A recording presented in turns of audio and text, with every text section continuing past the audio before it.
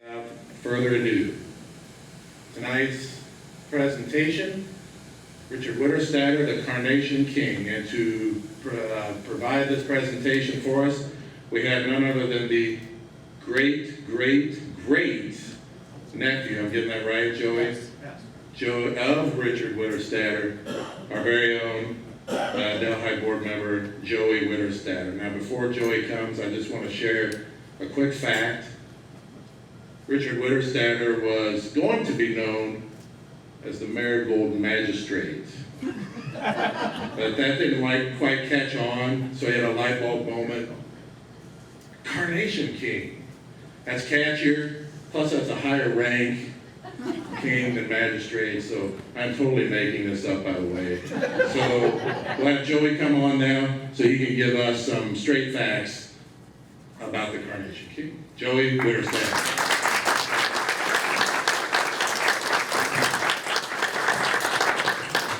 Thanks, Scott. All right, so first off, yes, I am Joey Witterstaetter. I am a 3 times great nephew of Richard Witterstaetter, the Carnation King. And if you don't know my last name, either you're not from Delhi, or you haven't lived in Delhi within the past, 12 or 13 years or so, when the last Witterstaetter greenhouse shut down. But we're going to talk about where we came from first, before the king. Ignaz von Witterstaetter. He immigrated to the U.S. in 1832 with his wife, and most historical books say that they traveled with at least 2 children. I'm here to definitively prove that they only came with 2 children. They had no other children. Their children, Ignatius and Maria, their 2 sons, Johannes and Bernard, passed away in Germany before they came over here. So if you read it and they say at least 2 children, no, it's just 2 children, unfortunately. They were one of the founding members of St. Stephen's, now Our Lady of Victory Church. And that's the way the church was seen. It's about where the Convocation Center is located today. And he purchased when he came over to the U.S., he purchased 83 acres on October 16, 1835 in the west half of the northwest quarter of Section 20 in Township 10 of Range 3 East. What does that mean? I'm going to tell you. So this is the deed. This is a better look at the deed. This is from the federal government, signed by Andrew Jackson. Actually signed by his secretary, but hey, Andrew Jackson gave him the land. And this is what I thought the original deed to the property that I knew that he lived on. But I was wrong. I only found out yesterday that this is a deed to a plot of land that he owned, but it's not in Delhi Township. So a few months ago, I was researching Ignatius Witterstaetter, and I came upon this property listing. If you notice, under the subdivision name, it says Ignatius Witterstaetter heirs. Until yesterday, I had no idea what that was referring to. And then it popped in my head. This is what that mysterious land deed is all about. There we go. I happened to find an 1835 map of Hamilton County, which is the year that he bought the land. And as you can see, there is no Section 20 in Delhi Township. Does not exist. But if you zoom out and you look northwest, you've got a Section 20 in Green Township and also in Coleraine. Green Township, I came up with nothing. But I looked at an 1848 map of Coleraine, and there it is, the 83 acres. What exactly he did on the land, I have no idea today, but I do know in 1869 that the land was divided and it was no longer in his name according to another map. I will eventually be doing further investigation on this piece of land, but Not right now. So the federal government did get the section number right, but they got the range and the township number wrong. The range was in range 2, and it was in township 2. But hey, that's probably not the first time the government got it wrong, and it's not going to be the last. So this is actually the real deed that says that John Cowler is selling 22 acres to Ignatius Witterstaetter in the first fractional range of the Sims Township purchase in Town 3, Section 11. And that is exactly what this map says. He lives right there in Section 11 in Delhi Township. And it's an 1869 map.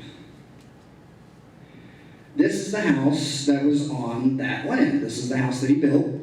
I wish I had a better picture, but this is from a 1974 Delhi Press article. But yeah, this is the only photo that I know exists of that house.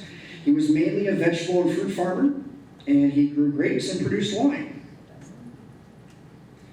He passed away in 1849, and he is buried in St. Joseph Old Cemetery on West 8th Street.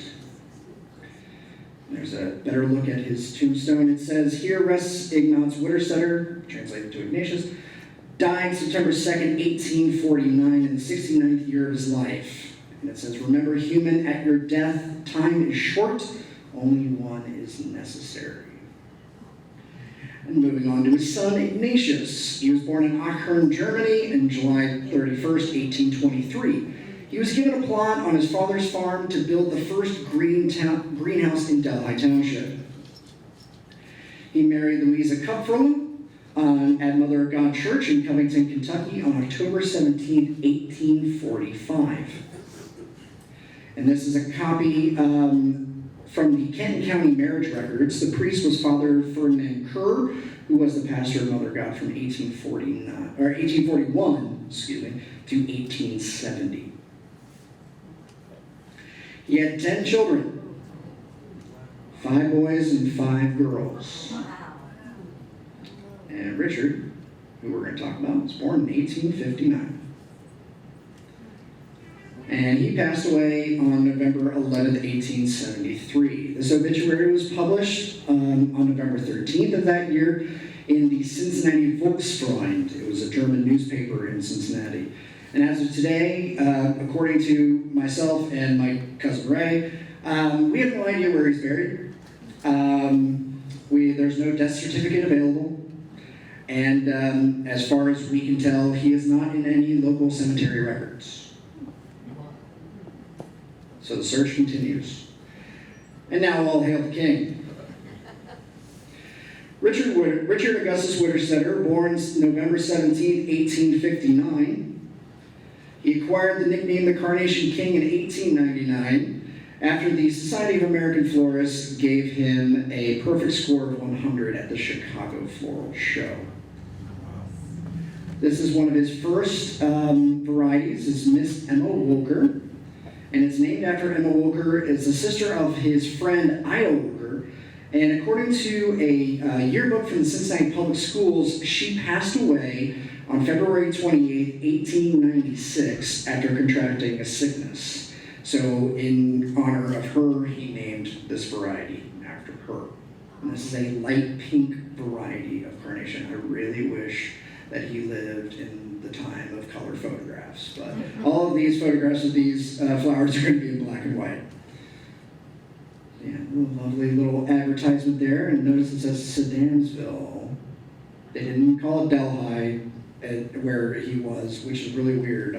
I guess Sedansville was probably the closest stop on the rail car, so that's probably why it's named Sedansville, Ohio, instead of Delhi. Thank you. And this is Evelina in 1897. And some of you may have seen this on our Facebook page, this little cartoon. This is from the Cincinnati Post. It was on Thursday, January 13th, 1898. That's a better look at it. Yeah. At the time he was. It was a new white carnation. This beautiful advertisement goes into many, a description about it. And then he also, the trophy on the left here, on this advertisement, is called the Ward Cup. The Ward Cup is the highest award given out by the American Carnation Society. This was presented to Richard in 1897 for Evelina at the Cincinnati, Ohio Carnation Show. Another advertisement. Another, I wish I could have lightened that up, but if I did, you probably wouldn't be able to see any of the print, so unfortunately. Moving on to the Enquirer.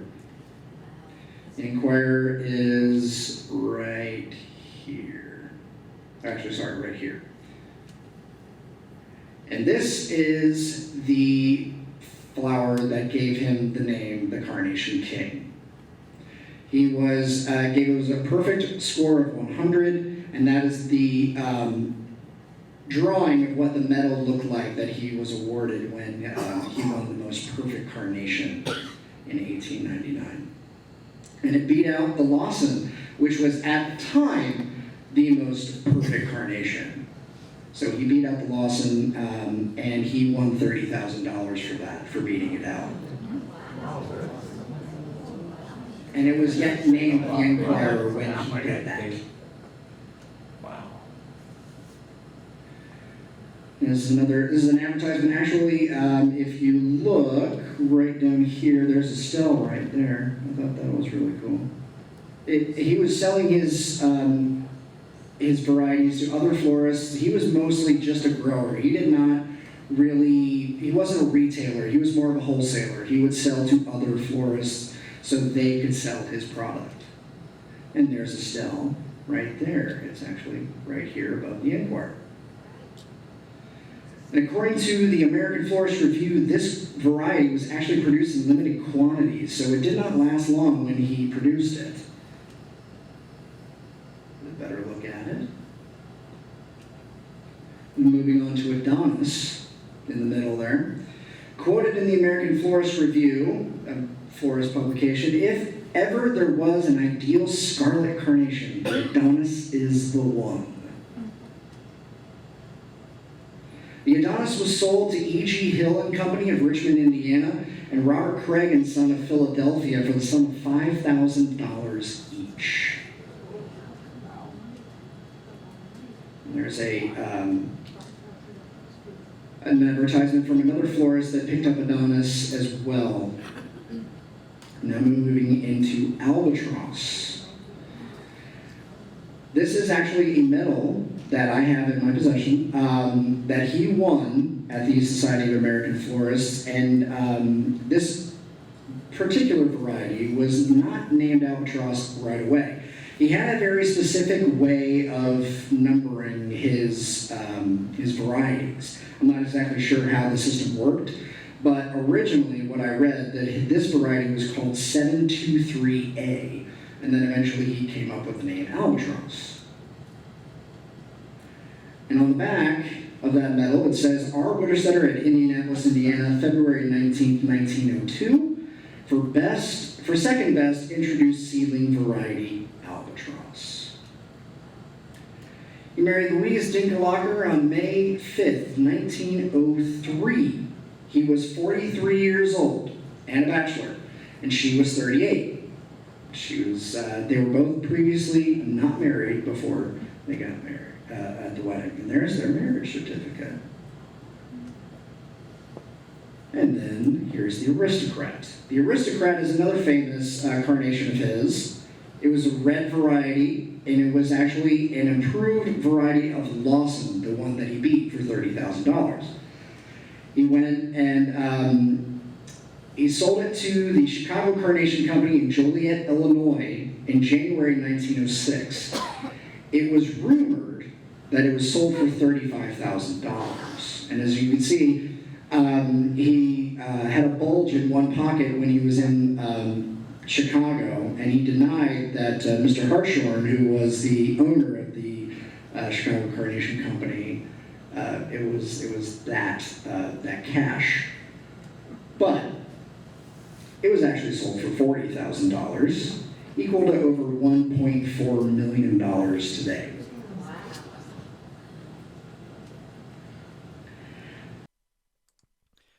The Society of American Florists president J.A. Valentine said, "If it shows up as well in another year as it is shown where I have seen it exhibited, there ought to be no question as to its value." Now, seen here is a 2-page advertisement in the American Florist Review from January 1906. You could see how much the Chicago Carnation Company wanted to sell their new product, the Aristocrat. I mean, it took out 2 pages for just one flower. I mean, that's pretty amazing. According to this article, he began work on the Aristocrat in 1901. He says, "Today I grow from 65 to 75 varieties for commercial purposes, and for the past 18 years I have been selling from 250,000 to 300,000 cut blooms a year in this city. This shows the demand. I grow from 5,000 to 6,000 seedlings a year, but many of these are defective and must be thrown away. If I get from 400 to 500 plants from the seedlings, then the return is good." Now on to Afterglow in 1907. This is a advertisement for Afterglow. You can see Aristocrat and White Perfection. He's still showing those off. As you know, Station F in the corner there, in the bottom, that is actually, I believe, the streetcar station at, where you could find the Witterstaetter florist. This is another big advertisement for the Afterglow Carnation.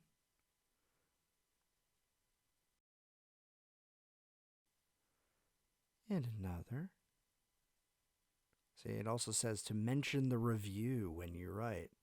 So mention American Florist Review when you want to get your flowers. $12 per 100 and $100 per 1,000.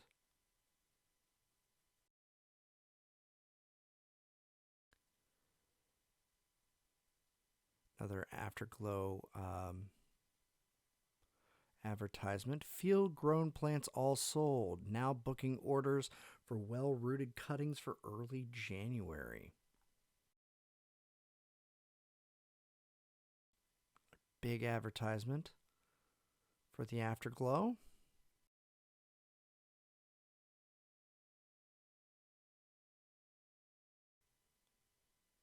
And another one.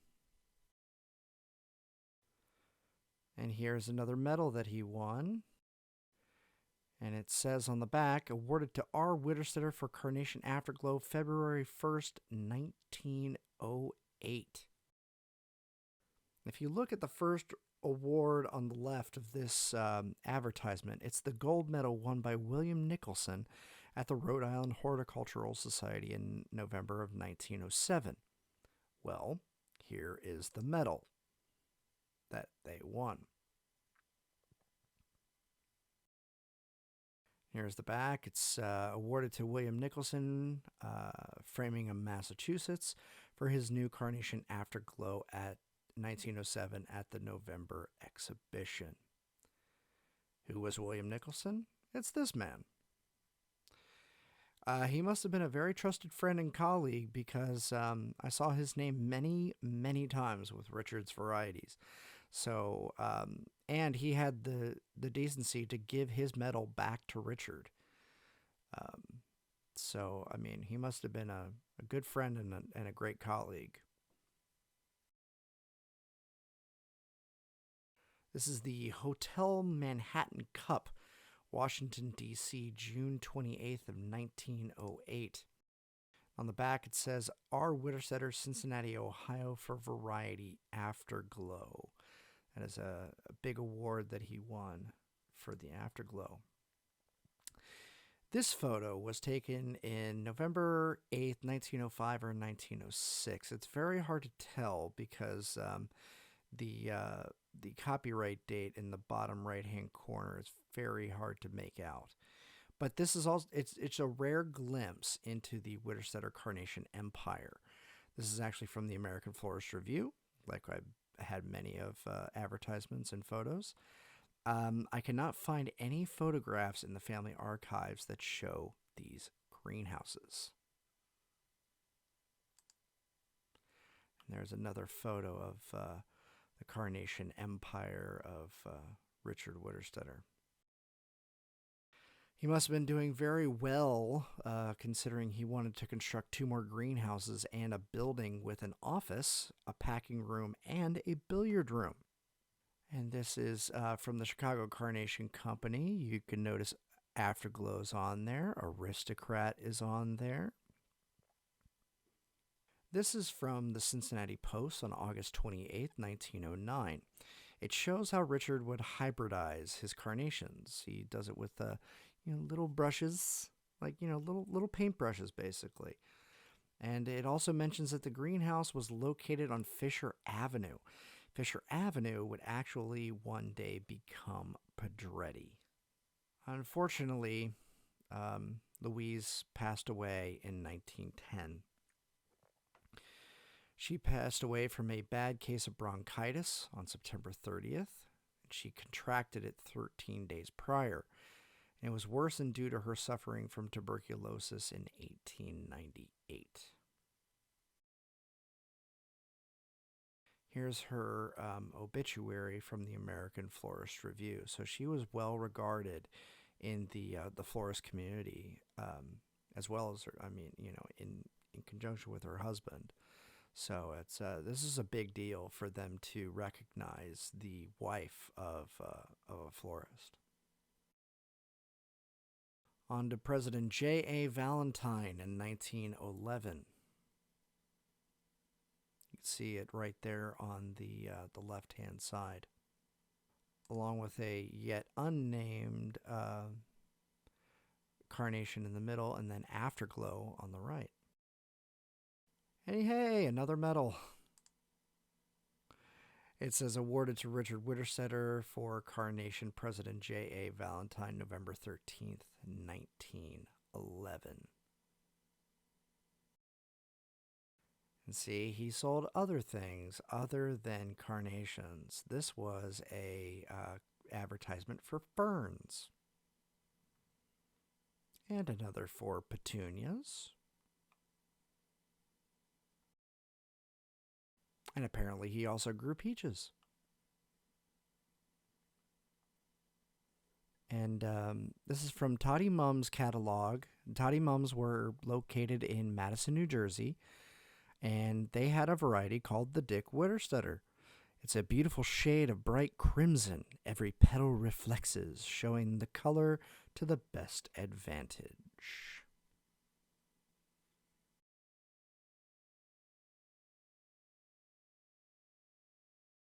This is the cover page of S.S. Skildelsky's book, The Tales of a Traveler, Reminiscences and Reflections from 28 Years on the Road. It was published in 1916. S.S. Skildelsky was a horticulturist from Philadelphia. He wrote about Richard and his contributions to the floral community, including Evelina, Estelle, Adonis, Inquirer, and the Aristocrat. He tells that it was Adonis that made the other growers sit up and take notice when it was bought out by major growers E.G. Hill and Robert Craig.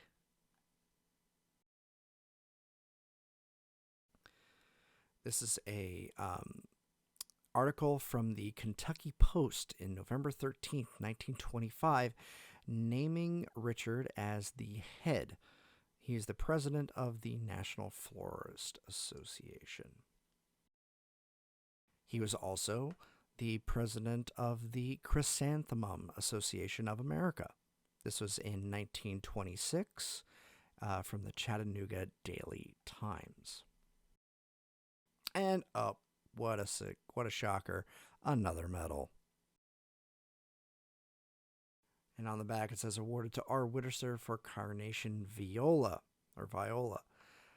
Exhibited at the American Carnation Society's annual meeting January 30th through the 31st, 1929.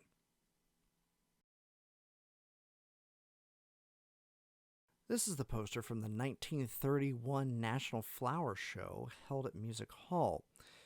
It was selected from a group by junior and senior high school students, and it was drawn by a student at the Bloom Night School.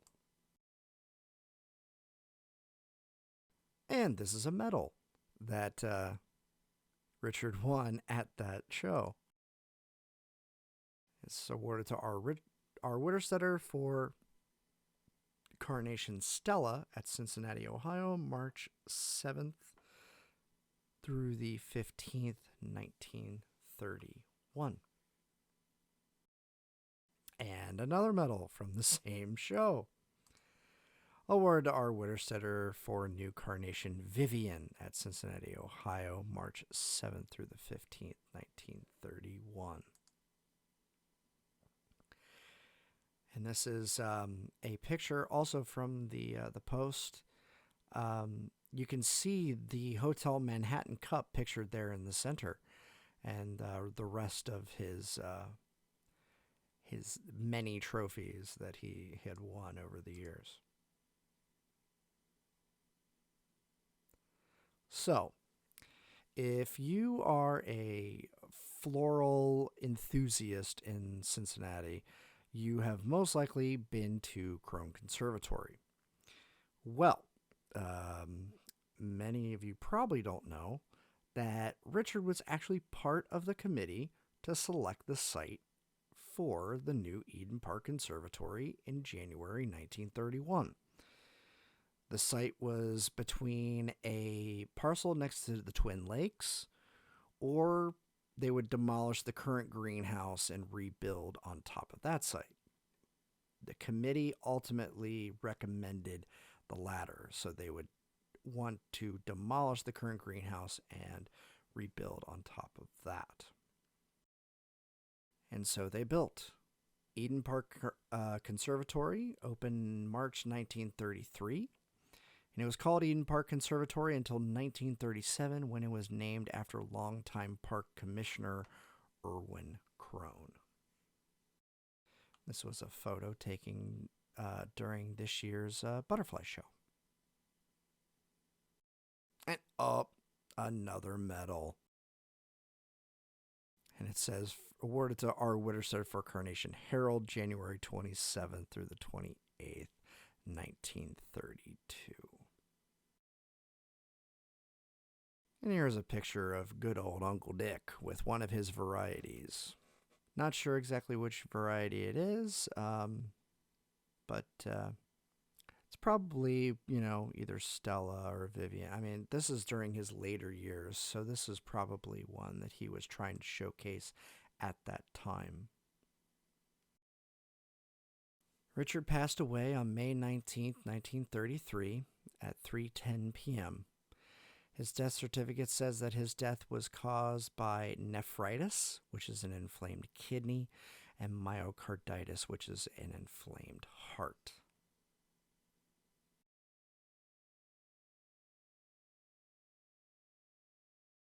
And it says, a card of thanks. While our hearts are filled with sorrow and grief, we are not unmindful of the many kind deeds, words of comfort, and sympathy shown to us by our relatives, friends, and neighbors in the great loss of our dearly beloved brother and uncle Richard Witterstaetter, Uncle Dick. Long live the king. My great-grandpa, Richard C. Witterstaetter, was named executor of the estate. He bequeathed $5,000 to the American Carnation Society, which is over $121,000 in today's money, $3,000 each to Mount Alverno, St. Francis Hospital, and St. Mary's Hospital, just over $72,000. $5,000 to each niece, Clara Sunderman and Julia Deller, wife of nephew Frank. He left 150 shares of Cincinnati Railway stock to Henry and Helen Dinkelacher. Clara Rentz received $2,000, just over $48,000. Today's money. Charles Hunsaker received $1,000, just over $24,000. Fred Hunsaker received $500, a little bit over $12,000. And he ordered that Mrs. Fred Hunsaker has the right to live in her house rent-free during the rest of her life. His housekeeper, Mary Volk, received $500. And his remaining siblings, Caroline, Louise, and Albert, received $75 a month for life. That is just over $1,800 a month. His nephew, Ed Witterstaetter, received all of the household goods, furniture, and personal effects, and the right to purchase the home on Foley Road. The Carnation business was left to his nephews, Ed, and William, with the understanding that they conduct it under the present firm name. Well, that didn't last long, but I'll get to that later. The remainder of his estate was divided equally among 18 nieces and nephews. Not all of them were named, meaning that there were more, but he only named 18 in the will. 1/3 of the value of the Carnation business was deducted from the money given to Ed, and William. And the entire estate was estimated to be at $300,000, equal to $7.2 million today. In his honor, my great-grandpa, Richard's nephew, applied for a patent on March 26, 1934, for a Carnation variety. The patent was granted on June 4, 1935, and would be named the Witterstaetter Carnation. And here is a copy of that patent.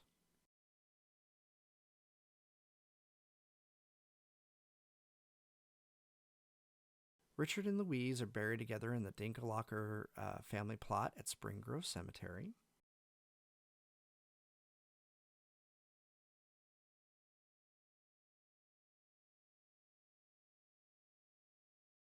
So, who were Ed and William, those other two nephews? Well, they were the children of Richard's sister Louise and her husband Andrew Deller. The business would eventually be named Deller Greenhouse. And this is a photo of the Witterstaetter Deller family reunion from, I believe, the early to mid 1930s. My grandpa is actually seated on the floor on the far right with one of his cousins in his lap.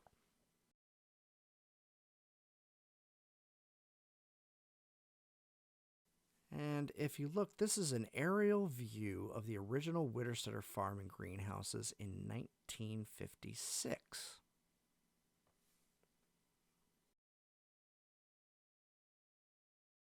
And this is what it looks like today. Delhi Import Service and the old Cubby's drive-thru is at the top of the property, and you have the Wellington condos in the rear of the property heading towards St. Dominic.